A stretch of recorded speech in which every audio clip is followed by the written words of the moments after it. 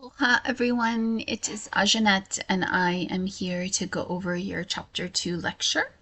So I want to start by talking about kind of how we define human sexuality.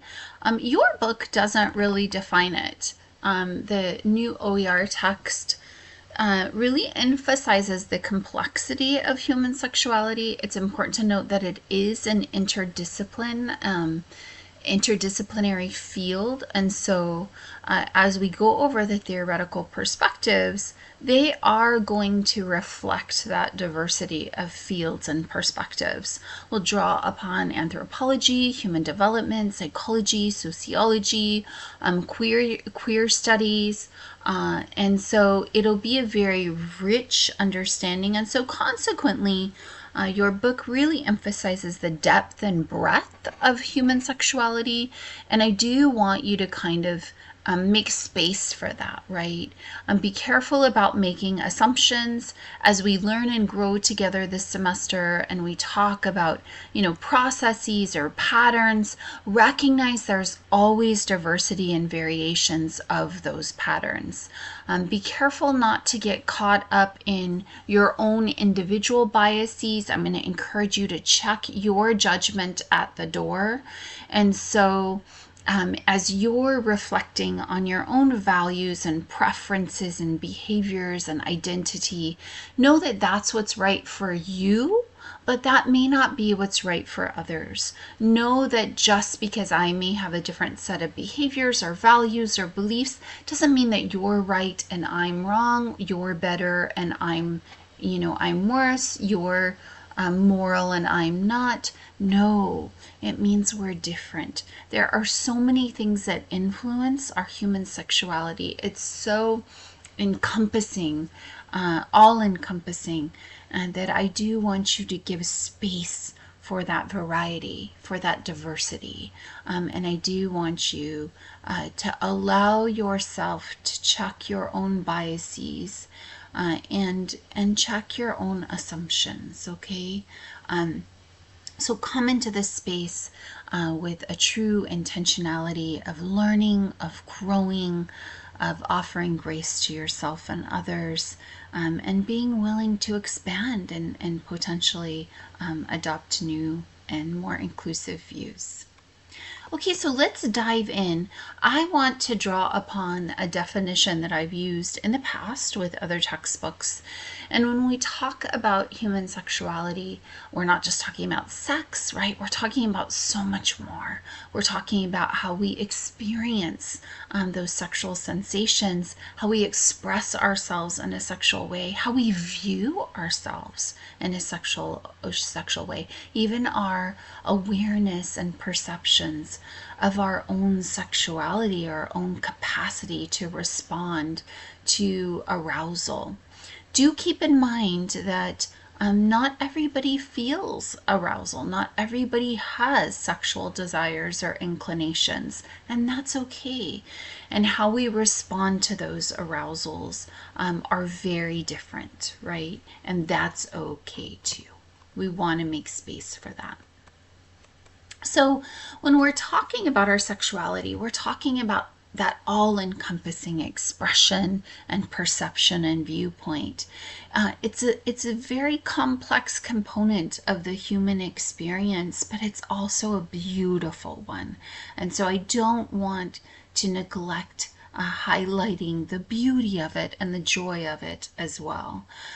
We are going to talk about kind of our psychosocial development. We'll draw upon some psychological theories that might explain or provide one perspective anyway of how we developed into the sexual beings that we are, including our own appearance and body image and how we perceive that image, our beliefs, emotions, what we're attracted to, who we're attracted to, the behaviors that we like, and our spiritual beliefs as well, because our spiritual beliefs do not have to be in contrast. I want to differentiate between spirituality and religion.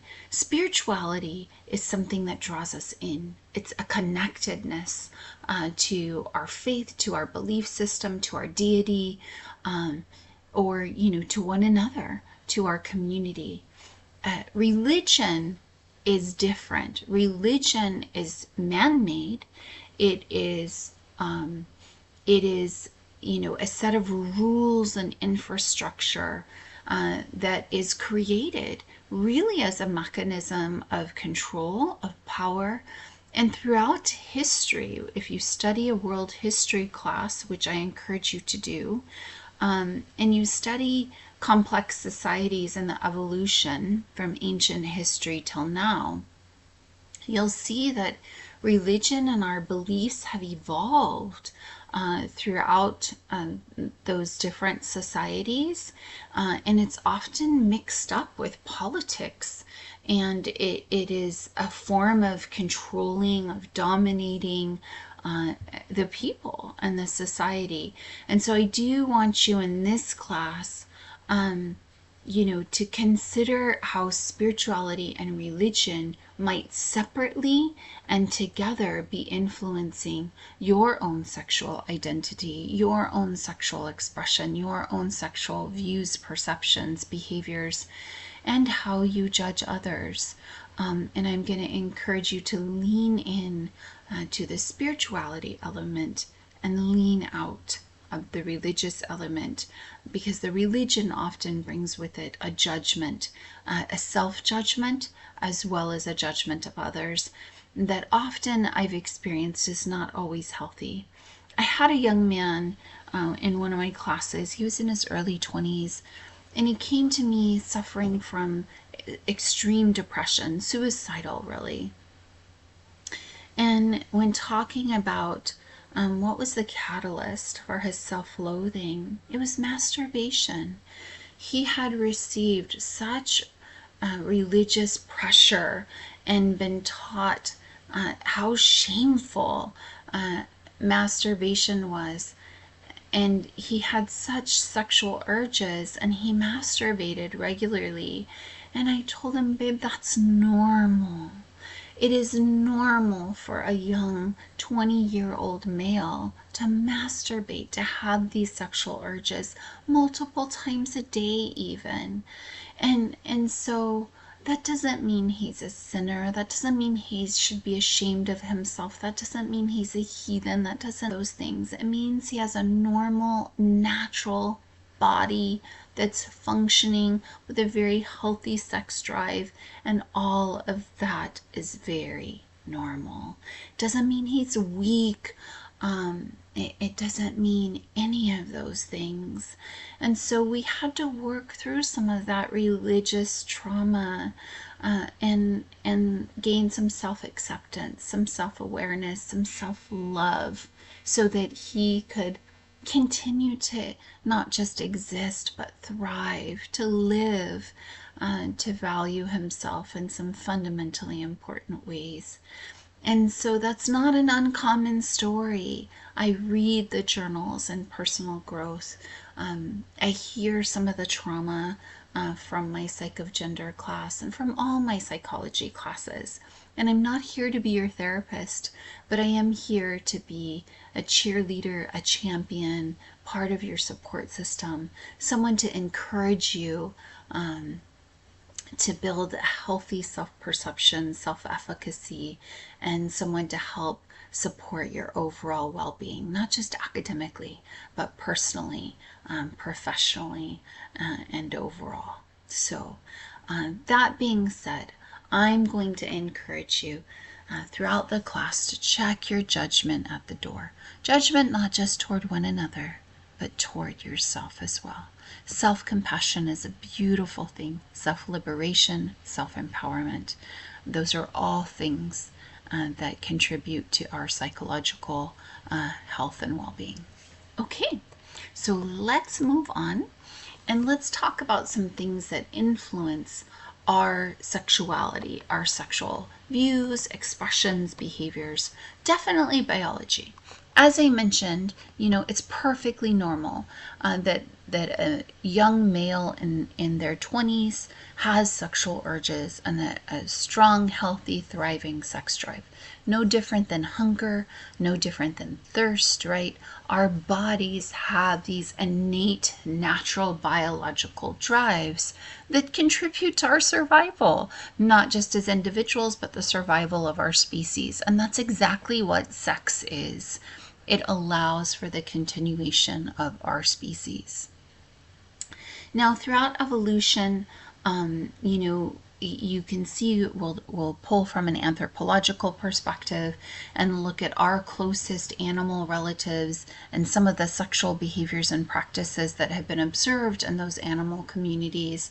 And you can see some similarities, right? Certainly we have a cerebral cortex, so we don't need to, we have evolved and developed that cerebral cortex as a human species, and that separates us from other animals. So certainly we can control those impulses, and we don't have to be purely driven by our biological drives, right? We can impose some boundaries upon ourselves. But again, that doesn't mean we have to completely repress those biological needs. It just means that we can make some conscious, intentional choices. And that's my goal in this class. I want you to have a more informed, educated perception of human sexuality, of your own sexuality, based upon the literature. Not what someone says or believes, but based upon the research, on the data. I want you to take an academic approach.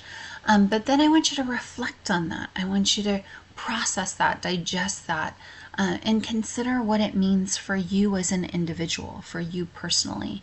And then I want you to be able to make informed, intentional, thoughtful, reflective decisions with your body. No one should pressure you into having sex, but no one should pressure you out of it. And I do want you to not just engage in sexual behavior because the opportunity's there, or you didn't know what you thought. I want you to think about these things in advance so that they can be intentional choices. Definitely, we're going to consider your own cultural beliefs, the practices.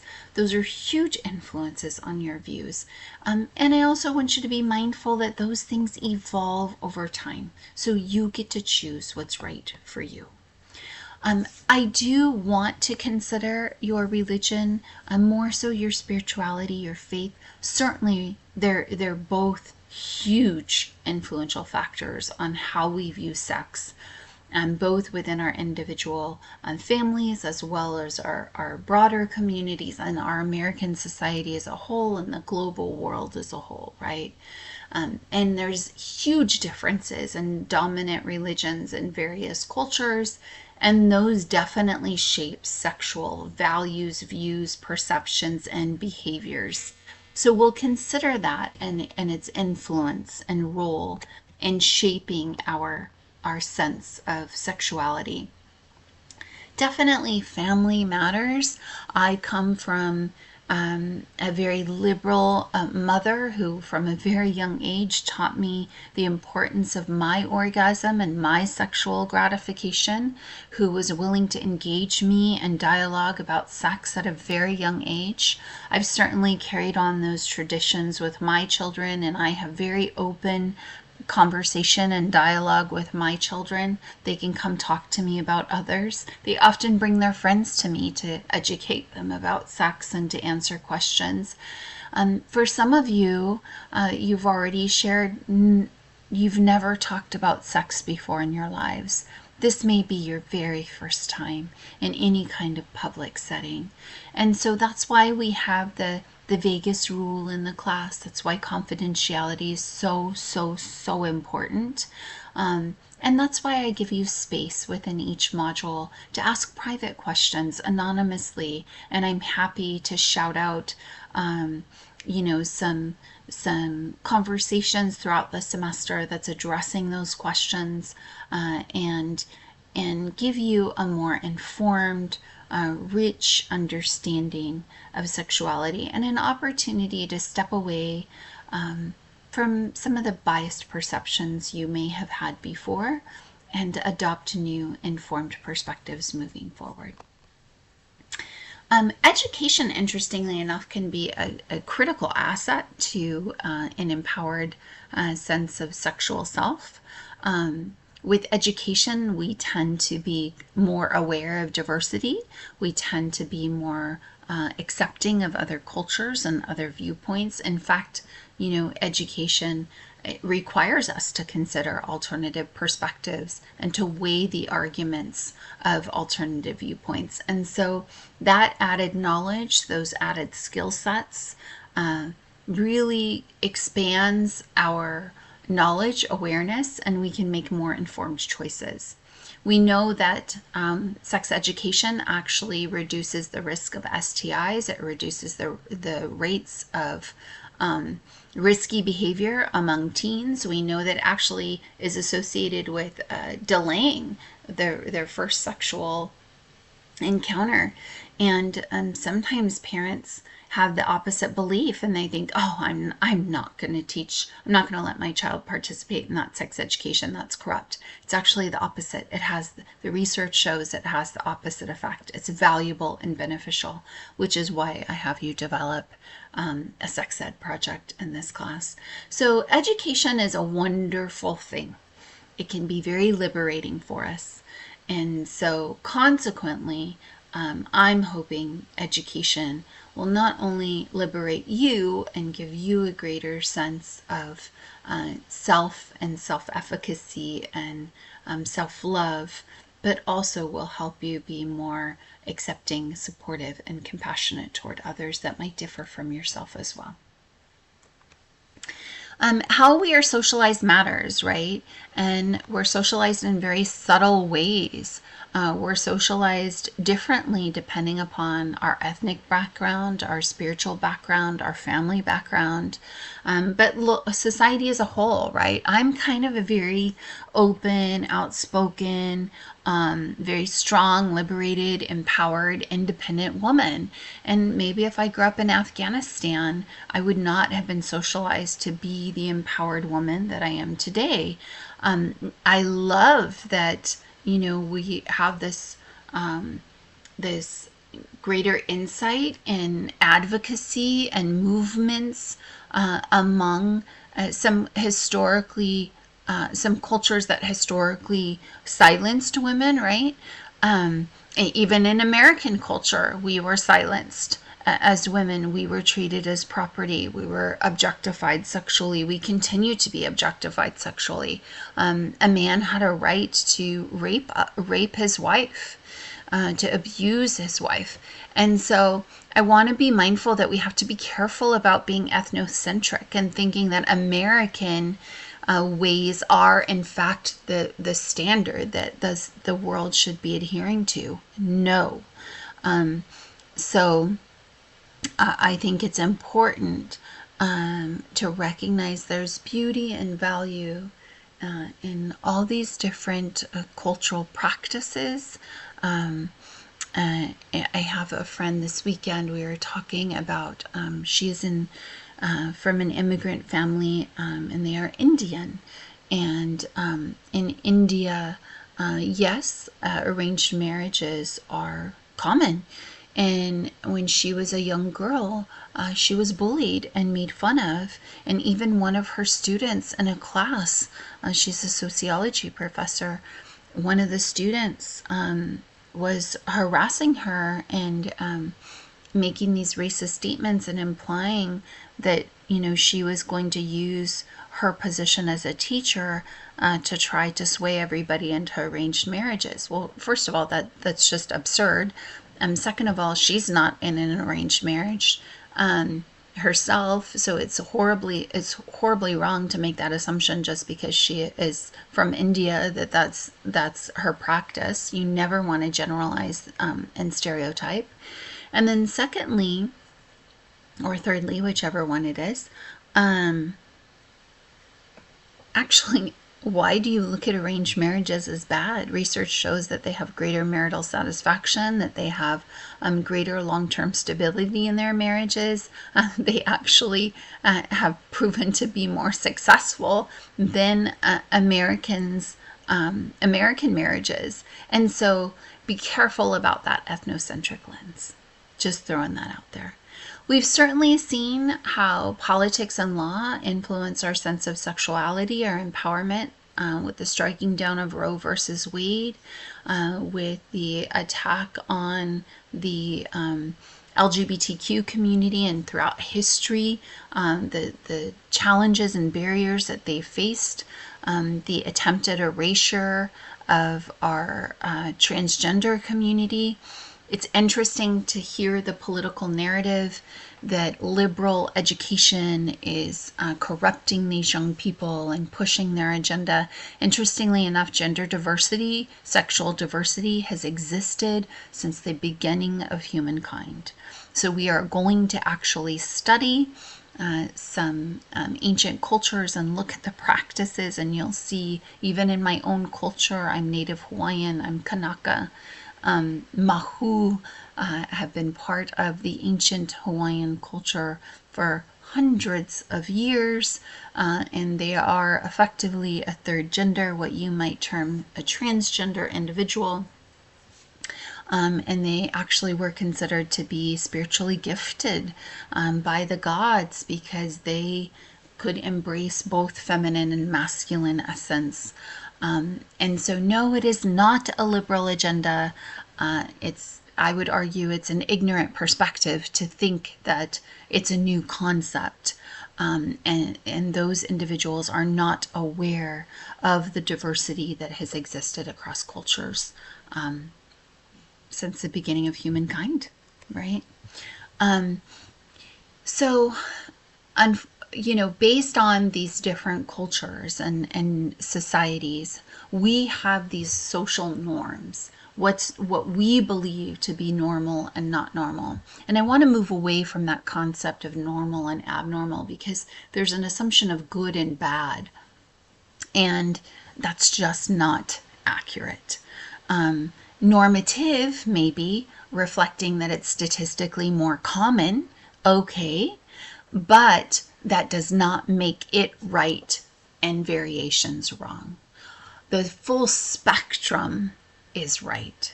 It's okay. The question is it right for you? If it's consensual, it's right, right? It might differ from what I engage in, but that's okay. Recognize that norms change and evolve. It was normal for a husband to beat his wife back in the day. That is no more. And so we want to embrace the full breadth and depth of diversity and variation that exists in human sexuality in this class. And so, of course, our value systems, our standards, how we view ourselves and others is influenced by a number of factors, both on a micro scale and a macro scale. Consider those influences carefully. Intentionally sit with that information and decide what's right for you, what resonates with you, what aligns with your individual chosen values, and what doesn't. And you do not have to blindly adopt those outside views. You can choose what's right for your body, and you can choose the types of sexual views and practices you want to engage in moving forward. When we talk about comparative psychology or comparative science, we're talking about comparing humans to animal species. And anthropologists have studied various apes, including bonobos and chimpanzees, who are our closest animal relatives. And as you read through the slide, you'll see that bonobos have very different, more inclusive more balanced and egalitarian approaches to their sexual behavior.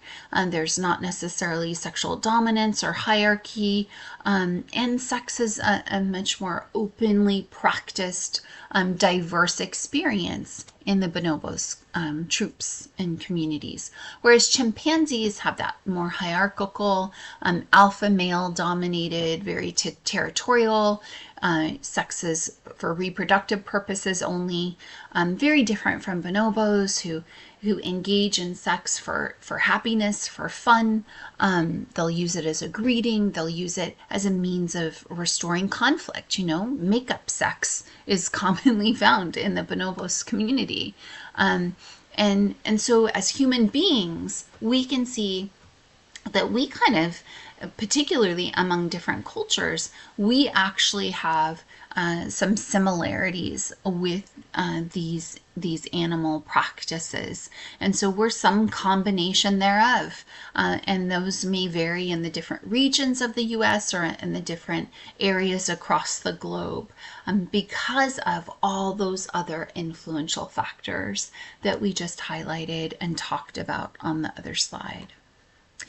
And so I'm going to stop there, and I'm going to come and do a part 2, and we'll go over some of the different ancient societies, and talk a little bit about the knowledge that we've gained by studying ancient societies from a historical perspective, and the insights that helps us gain about human sexuality in part 2.